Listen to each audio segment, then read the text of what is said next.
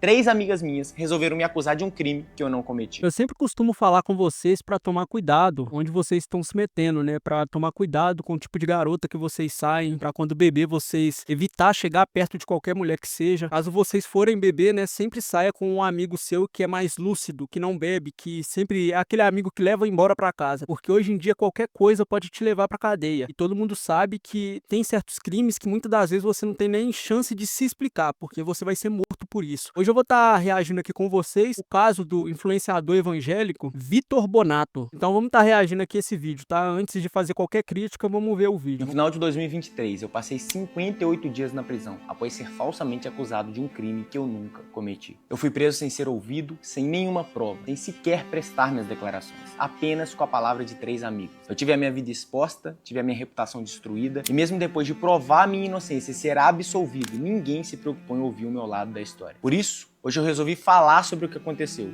mostrar algumas provas que me inocentaram e compartilhar o que eu aprendi durante esse processo. Eu fui imoral? Com certeza. Todo mundo sabe que a palavra do homem não tem o mesmo poder da palavra da mulher. A partir da hora que a mulher te acusar de alguma coisa, pode ter certeza que a população em si vai voltar contra você. Exemplo disso é em comunidade, por exemplo. Se uma mulher chega falando que você assediou ela, que você, né, violentou ela, muito provavelmente você vai ser morto sem ao menos saber se você é inocente ou não. Então todo mundo já sabe, né, que a palavra da mulher vale mais que a palavra do homem, quando o assunto é esse tipo de tema. Eu fui hipócrita ao viver algo que eu pregava contra? Sim, eu fui. Mas eu nunca fui um criminoso. Apenas cometi erros e falhas ao quebrar princípios importantes para um cristão.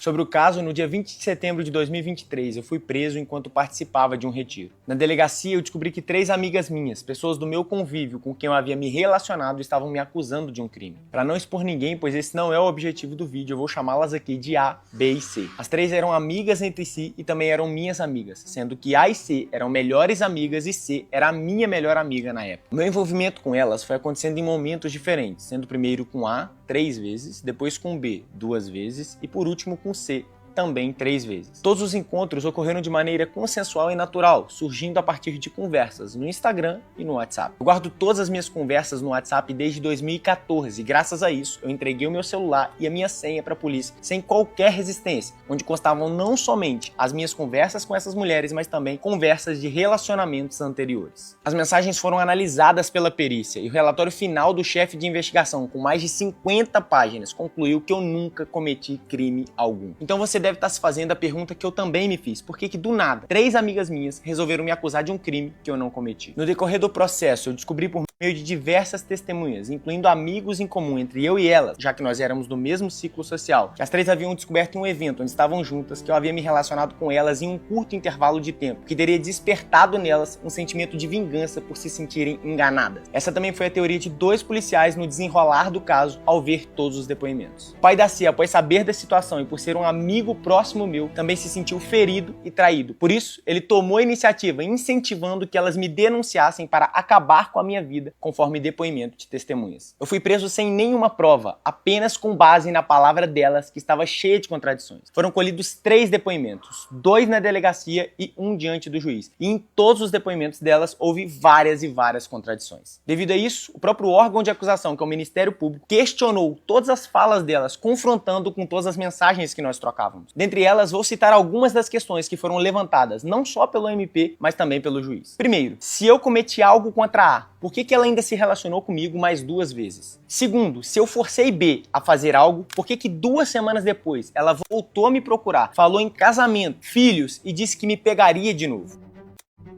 Terceiro, se eu tivesse abusado de C, como isso seria possível com a minha irmã sentada ao lado no sofá? E por que ela permaneceria depois disso indo até a minha casa, fazendo janta pra minha família e me convidando e me levando pra passear? Caraca, velho, como que o cara se relacionava com 3 pessoas diferentes, assim, do mesmo círculo social e ninguém desconfiava de nada, né? Demoraram um tempo ainda pra descobrir a safadeza dele. Passear com a família dela. Quarto, porque todas elas permaneceram minhas amigas, conversando comigo normalmente depois de nos relacionarmos. Mas no momento exato que descobrem uma das outras, elas resolvem me denunciar. Eu operei hoje. Eu não vou ficar lendo não, qualquer coisa vocês pausam o vídeo aí.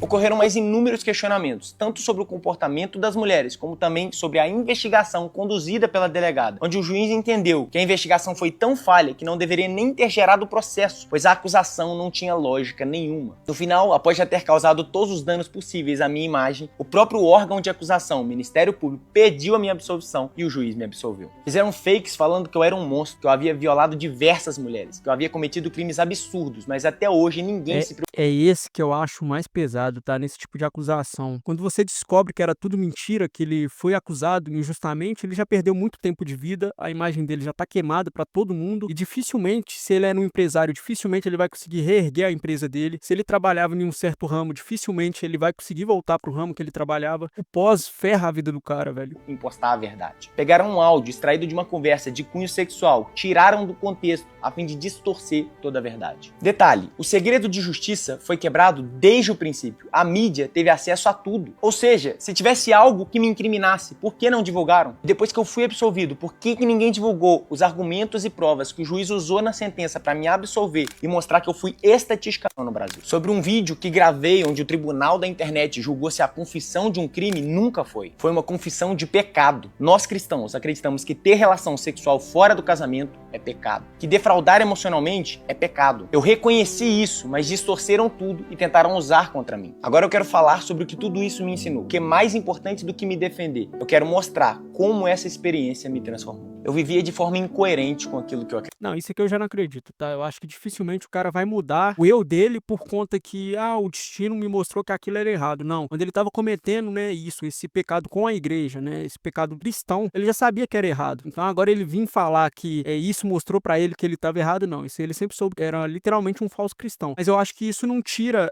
o fardo dele ter sido acusado injustamente, né? Dessas 3 garotas aí terem que pagar por isso, velho. Você não faz uma acusação desse cunho pra cima de um homem, velho. Isso aí você ferra a vida do cara e muitas das vezes a pessoa não tem condições de ficar bancando advogado, muitas das vezes a pessoa não tem condições de ficar bancando processos, essas coisas todas. O vídeo de hoje foi esse, espero que vocês tenham gostado, um vídeo bem rápido aqui pra vocês. Se inscrevam e até a próxima.